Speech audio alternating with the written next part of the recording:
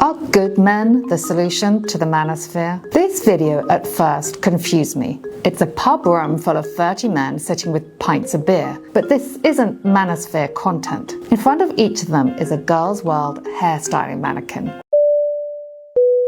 I gave birth to my son and transitioned 10 years later. My mom became my dad. When I was younger, I called him my mom. I started calling him my dad when I was probably in middle school. If you struggle to meet women randomly when you're out, it is not because they have hypergamy. It is not because they're selfish in the West. It is because you are creepy. These men are never gonna get laid. And I'm gonna let you guys in on a secret. I'm gonna let you guys in on a secret. Men who respect women also get to sleep with them. There may never have been a more difficult time in the history of humanity for young men to define masculinity than now. Often masculinity is described as real men and what a man should do, and is often coming from women or men doing the bidding of women, like this. And the one thing that we know about black women genetically, black women are not genetically coded to submit to a weak ass. They're gonna rebel and fight against that, because black women are the strongest creatures on the face of this planet, bro. I got family, I got A+ credit, I got a mother. Your will get all mother day. Now I mean that from the bottom of my heart. Black women have had to put up and deal with being hoe ass a long time. This is not your child. What you mean? This is not your child. I'm just letting you know, so you won't, this is not your child. So I've been paying child support on this man for what, 4 years, 5 years, and he telling me it's not my child? Yeah, this is not your child, but I thank you for everything you're doing, but So I understand why black women are so hard and so aggressive now, because they've had to be the breadwinners. They've had to take care of kids while off running around doing goofy dumbass. So I understand it. Right. Since a lot of y'all are here in the Houston area, a lot of young girls are here, college girls, having fun, living it up. But I went to the store yesterday, and I will not be naming the store just because it's not the store. It was the girls that were in there visiting. When I say how they are, I'm not saying that they created that space and created that situation. I'm saying what we're seeing now in black women is a direct result of black men being negligent. Now, this store is pretty popular. It's like a Fashion Nova type of house. And it was a lot of young girls in there, getting outfits for the rodeo, getting outfits for spring break. And so I'm trying to find something in there. And I'm a little older. So I'm like, I don't really like nothing up in here, but I'm going to try this on just to see. So I go to the dressing room. And abandoning their responsibilities as the leaders of the black community. Simple as that. So the black woman that we see nowadays, that's a direct result of being bitch ass nigga. Y'all, this is why I'm making a video, because I felt so freaking disrespected. The funk that was coming from the dressing room, ladies, that is ridiculous. Like, I can't even imagine smelling like that. Like, it's like, y'all didn't even... How? I had to compose myself because it was that bad. I still feel, it's the next day and I still feel very disrespected. My nose feel disrespected. Black women have had to put up and deal with being hoe ass for a long time, right? So I understand why black women are so hard and so aggressive now. And I'm like, anybody walking around smelling like that? And it wasn't just like, it was like multiple people in the rooms. I'm like, y'all partying that hard?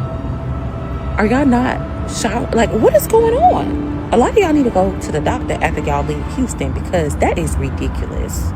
And I said, this is too young for me. This is a too young girl store. A lot of y'all probably still don't know how to wipe correctly. I don't know what it is, but that was just disrespectful. As we've come to understand in this modern environment, men, and more specifically black men, do not have the authority to critique our counterparts. And so when we saw the passing of Kevin Samuels and the many young ladies celebrating his homegoing, it's a reminder that black men are not supposed to be in any kind of position of authority to do that. But this is B. Taylor, and she's essentially saying the same thing. These young ladies have gotten so out of the box that she went to try on some clothes, and she's speaking of the visceral experience that she had. Now, if black men were in an environment, in a position that we could critique that behavior, then we would have done that. But if we're not, then it goes unchecked. If only young men had some kind of masculine identity that they could look up to. Chuck Norris. Chuck Norris, man of action. Chuck Norris once pissed in the fuel tank of a semi-truck as a joke. That truck is now known as Optimus Prime.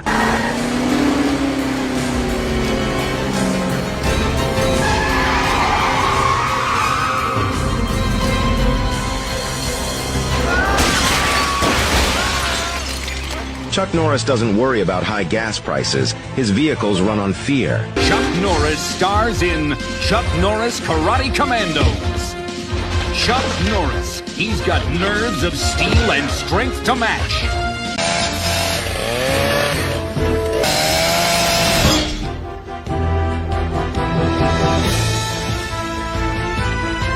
Now they say Chuck Norris is so tough, there's no chin under his beard. There is only another fist. That's ridiculous. Chuck Norris. Time waits for no man, unless that man is Chuck Norris. And I bent down and I petted him, and all of a sudden, you hear this like that. So the trainer says, get up very slowly and back up. So the tiger did. He slowly got up and backed out. Chuck Norris once told a woman to calm down. Calm down. And she did. We can now show these Walker Texas Ranger clips whenever we want, and we don't have to pay nothing.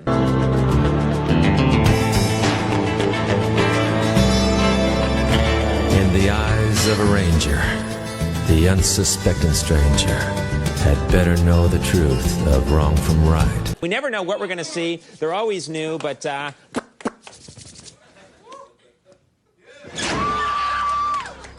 You want my bullets, Walker? I'm gonna give you the whole damn clip.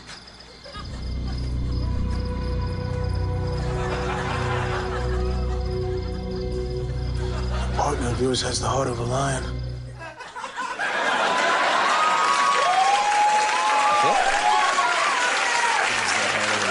If you're not familiar with Chuck Norris's work, he's done a variety of films, notably Delta Force.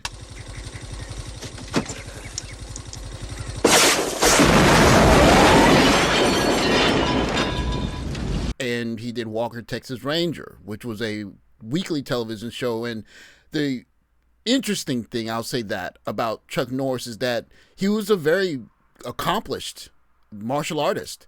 But his shows were a bit on the, dare I say, corny side. But it was a good corny. It was like a male, masculine kind of, yeah, corny. Like, we know it's an exaggeration, but it's our exaggeration. And all things considered, it was just flat out healthy masculinity. And how you doing, little partner? Fine. And it's little visitor now. Attaboyoli's how you say it in Cherokee. Oh, well, pardon my French, but I'll be damned. Walker told me I had AIDS.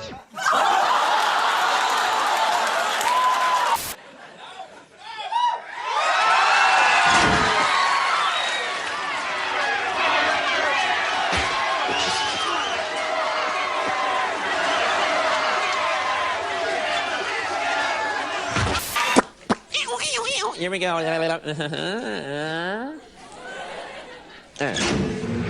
gonna smash your face. I'm gonna break your head. I'm gonna hit you so hard your children are gonna be born with a headache. It's too bad you can't fight as well as you can talk. Right up here. Here. Switch. Here. Switch. Okay.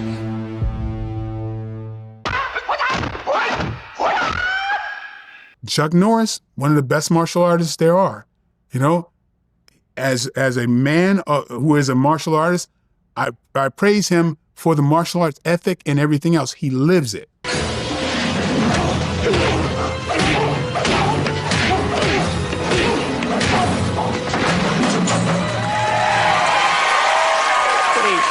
down the middle. I've only ever been in relationships with girls. Gay TikToker Devin Rollins, also known as Baddie Daddy, is going viral for his relationship with his daughter. Devin says he's only ever dated women and was once married to a woman who he had a baby with, but he realized he was gay and unhappy during his marriage. He then came out to his then wife, ended their relationship, and told his family. My life was hell. It was just a really dark and sad time because, y'all know, married with a baby. But he says his ex-wife has been understanding and supportive, and his relationship with both her and their daughter have since blossomed, with them successfully co-parenting. What's cool about the Chuck Norris jokes is that, first of all, anyone that's standing in front of a healthy young Chuck Norris is not going to be making the jokes. But it's a way of joking about masculinity that is a bit over the top, but is respectable.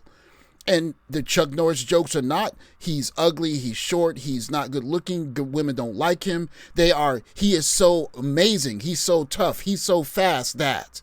And it's a way of adding a value, of respectability to masculinity that, quite frankly put, the modern left just doesn't put forward to young men.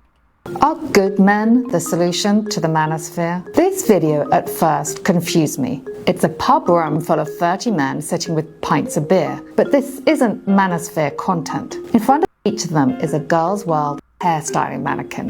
Yes, these men are learning how to plait hair. It's a new pints and ponytails night for dads wanting to learn how to do their daughter's hair. Can I see what's my crush? I will not judge. The biggest problem I see with the left is that they don't have any way of holding young ladies accountable. If this man in the crowd is someone that can braid hair, doing all of the things that are a quote-unquote good man, and the young girl goes on stage and chooses the bad man, what lesson is that teaching men? That she doesn't want this quote-unquote good man that can braid a girl's hair. She wants the bad boy. So why am I trying to be something that women don't want? But continue telling us how to be a good man again. Ponytails night for dads wanting to learn how to do their daughter's hair. And it was released last week, a few days before Louis Theroux's documentary. The manosphere is now dominating conversations and social feeds. But where are the solutions? Men, and especially young men, are already more likely than women to have highly gendered online feeds. A study from the Movember charity last year found that 61% of young men in the UK regularly engage with content from masculinity influencers. If you're told often enough that women are less than human, essentially animals farmed for sex or sandwiches, you're not going to listen to a woman's TED Talk. So, if bad men are the disease, good men must be the cure? For some, the fear of being exiled or demoted by other men is greater than the wish to help women. You neglected these nice guys for so long, but how is it fair for you to now say, okay, I like the gentleman? But here, you're missing a key part to what I said to that. It comes with age. The nice guys when I was younger couldn't really do anything for me. They could be nice, but they couldn't, even like the mean guys, they probably couldn't do nothing for me either. But that's just what I was attracted to when I was younger. Yeah, switch. A very saggy belly and a very saggy rod that literally is nothing. It's just saggy loose skin. These leggings, the moment I found them, I ran and like ordered 10 pairs.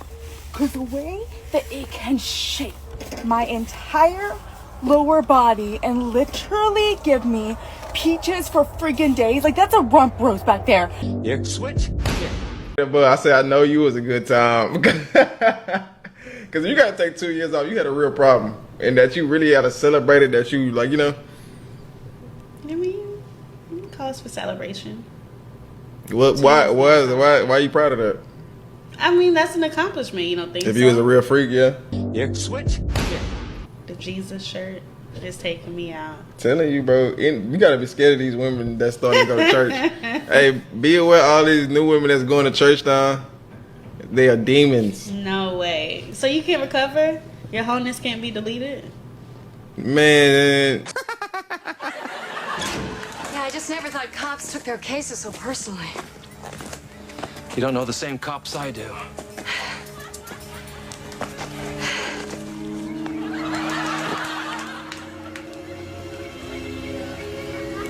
What are you doing? Plane crashed here. If you're told often enough that women are less than human, essentially animals farmed for sex or sandwiches, you're not going to listen to a woman's TED Talk. So, if bad men are the disease, good men must be the cure. What's very frustrating about her framing in this argument is that if I were a younger man and I were listening to this kind of conversation, essentially saying that the bad guys are over here and the good guys are over here, my question would be, what is a good guy? What is a bad guy? And then my next question would be, why aren't the young women choosing the good guys instead of waiting to find a good guy in their 30s and try and hit a Hail Mary or whatever you want to call it? She never explains a good guy does A, B, and C. A bad guy does B, C, and D, or X, Y, and Z, or whatever. She's essentially just leaving an open-ended, what I want at the time is what a good guy is. And he has to do all of the things, including braid hair and be soft and gentle and understanding and clingy and cooking and all that other stuff when I want that. But if that's not what I want at that time, that's not my problem. It's some problem for someone else to worry about, because we heard a variety of young ladies say, I wanted what I wanted when I was younger, but now that I'm older, I want something different. There's no nailing them down to, you need to be responsible about your choices in your 20s. Instead, it's what I want when I want it is what's right. And for men of my generation, we hold Chuck Norris, at least the legend of him, in high esteem, because it's a form of masculinity that, even though we joke about it, we can respect. But what happens when you're telling men to be a masculine presence that women don't want to be with and other men don't respect? The problem of the left is that they don't have any more, quote unquote, Chucks to give. They don't have any more Chuck Norrises, even though I don't think that he was a liberal, to provide to young men and say, this is a positive presentation of masculinity. Instead, it's a long list of what you shouldn't do and you should do, instead of, hey, why don't you guys try and mimic this kind of masculinity, because women like it and men respect it. The right is doing that better than the left, sorry to say. And if the left doesn't get their act together, they're going to lose guys, because quite simply put, a man would much rather be respected than liked. And if you're not going to find a way to teach men to be a kind of liberal presence that women are going to respect, and I don't think braiding hair is one of them, then you're going to get guys going to the right, where they're going to find a young lady that's going to do the braiding and say, hey, this is my job, you do your job. You got to find some more Chucks to give, lefties, or you're going to lose your men to the right. Thanks for watching. Like, subscribe, comment below. Catch this video. Take care, guys.